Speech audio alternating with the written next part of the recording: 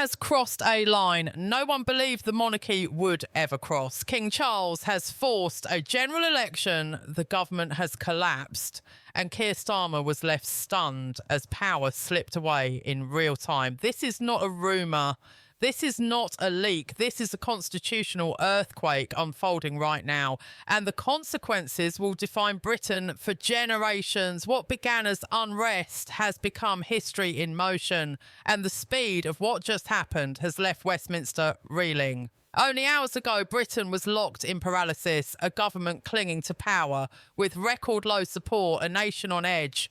Protests growing larger by the day, markets trembling, and a king under unbearable pressure. Then, behind the closed gates of Buckingham Palace, King Charles made a decision no modern monarch has dared to make. He acted, Parliament will be dissolved. A general election will be held. And with that single move, the sitting government effectively fell. Downing Street was blindsided. Senior aides describe absolute shock. Phones ringing unanswered, emergency meetings called and abandoned, ministers learning the news at the same time as the public. For Keir Starmer, the moment was surreal. Sources say he was preparing for weeks of deadlock, not collapse in a single announcement. One ally described him as staring at the screen in silence as the royal proclamation went public. This was not how it was supposed to happen. The King's message was short, measured and devastating. He spoke of democratic legitimacy, of public trust, of stability, and of his duty to the people, not to any single government. Every word was carefully chosen, but the meaning was unmistakable. The government no longer commanded the confidence of the nation, and the deadlock threatened Britain's future. In that moment, neutrality ended. History turned. Crowds erupted within minutes outside Parliament, outside Buckingham Palace, across major cities. Cheers mixed with disbelief. Some cried, some shouted, some stood frozen, realising they were witnessing something their parents and grandparents never had. Social media exploded instantly. The king has acted. The government is finished. This changes everything. Within an hour, global markets reacted. The pound rebounded sharply. Investors recalculated. Britain was unstable, but now it was moving. Inside Westminster, chaos ruled. Cabinet members reportedly argued openly. Some resigned on the spot. Others vanished from public view. The Prime Minister's authority evaporated almost instantly. A government already weakened by legitimacy collapse now had no future at all. Civil servants quietly began preparing transition documents. The fall was swift and final. But this decision comes with a price. Supporters call Charles a defender of democracy. Critics accuse him of crossing a dangerous line. For the first time in generations, the monarchy is no longer a distant symbol. It is an active force. And once that door opens, it can never fully be closed again. Charles knows this. His advisors know this. And yet they also know the alternative may have been worse. This is why the moment is so explosive. Britain is not just heading into an election. It is entering a reckoning. Can a monarchy survive after stepping into politics even once? Can democracy function when trust collapses this completely? And what happens if the next government fails too? Keir Starmer now faces a campaign he never expected to start this way. Shocked, under pressure and thrust into a race born from royal intervention. His path to power may be clearer, but the stakes are higher than ever.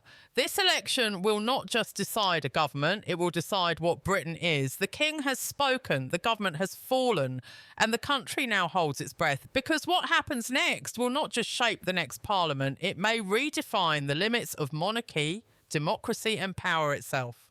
The aftermath of the King's decision is moving faster than anyone anticipated, and the shockwaves are spreading far beyond Westminster. Within minutes of the announcement, emergency protocols were triggered across government departments. Civil servants were instructed to prepare for an immediate transition period. Briefing papers marked contingency only were suddenly live documents. This was no longer theory. Britain had entered election mode under extraordinary circumstances, and every institution could feel the strain. For years, experts warned that a legitimacy crisis would one day collide with the monarchy. Few imagined it would happen this abruptly or this publicly. Inside the Labour leadership, the mood is described as tense and disoriented.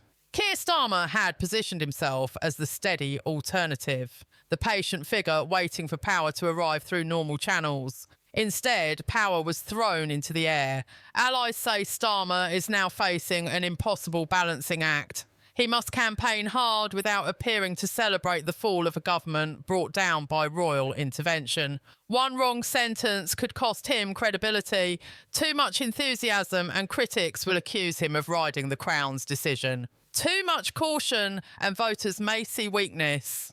The ground beneath him is shifting daily. Meanwhile, the outgoing government is unravelling in real time. Former ministers are pointing fingers. Anonymous briefings are flooding the press. Some claim the king was forced into action by economic risk. Others insist the cabinet ignored every warning sign until it was too late.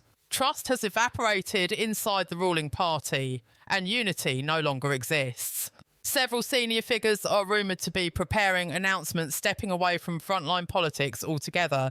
This is what collapse looks like, not one dramatic moment, but a rapid series of failures cascading at once. Across the country, the public response is intense and deeply divided. For many, the election call feels like relief after months of anger and frustration. Protests have shifted in tone from rage to urgency. The message now is clear: vote, decide, finish this. But there is also unease. People are asking questions that were once unthinkable. If a king can step in now, what stops another from doing it again? Was this a one-time act of necessity or the start of a new constitutional reality? Those questions have no clear answers, and that uncertainty hangs over everything. International reaction has been immediate and telling.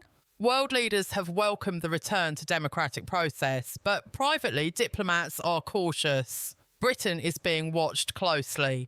Allies want stability, not precedent. Markets may have bounced, but confidence remains fragile. One misstep in the campaign, one hint of further institutional conflict, and the calm could vanish overnight. This election is not happening in a vacuum. It is happening under a global microscope. Behind palace walls, the pressure has not eased. If anything, it has intensified. Sources say King Charles understands that his decision will define his reign more than any ceremony or speech ever could. He is now seen not just as a monarch, but as an actor in history. Supporters argue he saved democracy at its breaking point. Critics say he compromised the Crown's neutrality forever. Both may be true, and Charles will carry that contradiction for the rest of his life. As campaigning begins, one thing is already clear. This election will be unlike any Britain has seen. It will not be fought only on policy or promises, but on trust, legitimacy, and the future of the state itself. Voters are not just choosing a party. They are choosing a direction after the collapse of normal rules. And when the ballots are finally counted, the result will echo far beyond the next government. It will answer a question Britain can no longer avoid: what happens when the system breaks, and who could